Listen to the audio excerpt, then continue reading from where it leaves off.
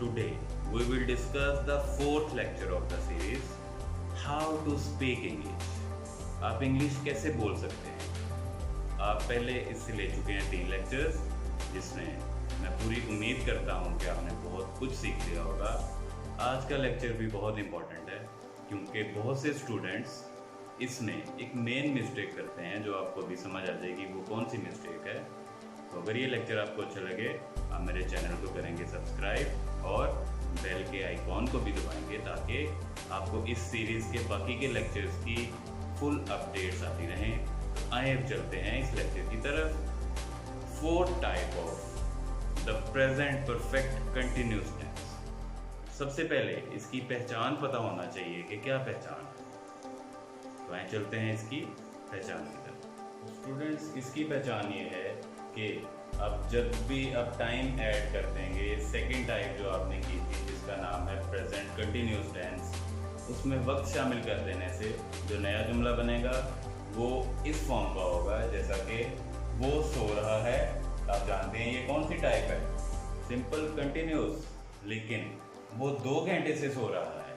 अब इसमें टाइम शामिल हो गया 2 घंटे, तो ये टेंस बन जाएगा इस टाइप का। जो आपने याद रखना है कि प्रेजेंट परफेक्ट कंटिन्यूस टेंस सिर्फ वक्त शामिल कर देने से उसमें बन जाता है। और अक्सर स्टूडेंट्स इस वक्त को नहीं देखते, लास्ट पे देखते हैं कि रहा है और रही है यूज हुआ हुआ है, उसकी सेम वो मेथड ऑफ ट्रांसलेशन अप्लाई करके तो उसको सॉल्व कर देते हैं, जो कि मेन मिस्टेक होती है आपकी। जब वक्त शामिल हो जाए देन आपने उसको देखना है। अब आप यहाँ नोट करें, यहाँ मैंने लिखा हुआ है 2 घंटे से, नीचे लिखा हुआ है कि 4 बजे से। अब दोनों में क्या फ़र्क है?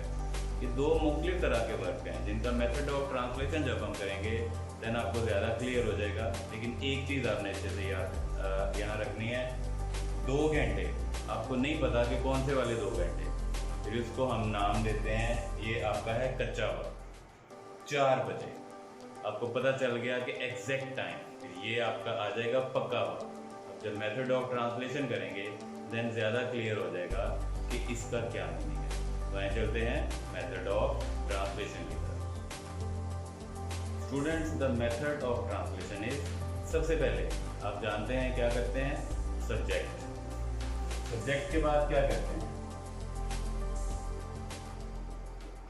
सब्जेक्ट के बाद या वर्ब या हेल्पिंग वर्ब।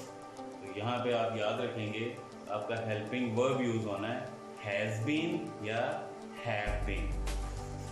सब्जेक्ट के बाद second thing is has been और have been, and the next thing is use first form plus ING. First form of verb plus ing, and after that the fourth thing is, जहाँ पक्का वक्त और कच्चा वक्त है तो यहाँ पे आपने उसका यूज करना है, आप since या for यूज करेंगे। यहाँ since और for, या for यूज करेंगे या since यूज करेंगे। स्टूडेंट्स, इसका मेथड ऑफ ट्रांसलेशन सीखते हैं। सबसे पहले जैसा कि आप जानते हैं subject is the first thing, the second thing is आपने यूज करना होता है हेल्पिंग वर्ब या वर्ब। अब यहाँ पे आप यूज करेंगे हेल्पिंग वर्ब सबसे पहले। और कौन से हेल्पिंग वर्ब यूज होंगे, या हैज बीन या हैव बीन। अब हैज बीन कहाँ पे और हैव बीन कहाँ पे आपको पता चल गया होगा। ही, शी, इट या सिंगुलर के साथ आप यूज करेंगे हैज बीन, बाकी सब के साथ हैव बीन। उसके बाद आप यूज करेंगे फर्स्ट फॉर्म ऑफ वर्ब, लेकिन साथ यूज करेंगे उसके आईएनजी। लास्ट पे सिंस या फॉर और उसके बाद टाइम। अब सिंस कहाँ यूज होगा, फॉर कहाँ यूज होगा। आपको 2 तरह के टाइम बताए थे, एक आपका इसमें आ गया पक्का वक्त, एक आपका आ जाता है कच्चा वक्त। ये जुमले में 2 घंटे से सो रहा है तो यहाँ पे फॉर यूज होना है। अगर दूसरा जुमला जो आपको बताया था कि 4 बजे से सो रहा है देन सिंस यूज होना है। अब इसका करेंगे आपकी ट्रांसलेशन, देन ज़्यादा क्लियर हो जाएगा आपको ये मेथड ऑफ ट्रांसलेशन। तो आए करते हैं इसकी ट्रांसलेशन।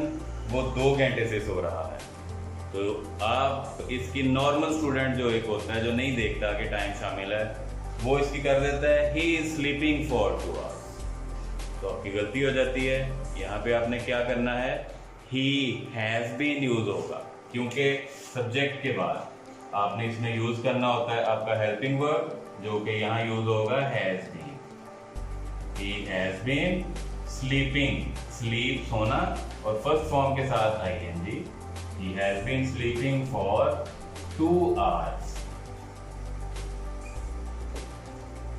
और इसके बाद आपका नेगेटिव सेंटेंस, वो 2 घंटे से नहीं सो रहा है, फिर क्या आ जाएगा, he has not been, has या have के बाद ही not लगना है। then the negative sentence is he has not been sleeping for 2 hours। और उसके बाद सवालिया या इंटेरोगेटिव, क्या हैज, यहां से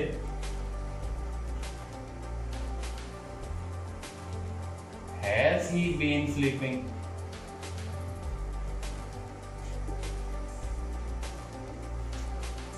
for 2 hours।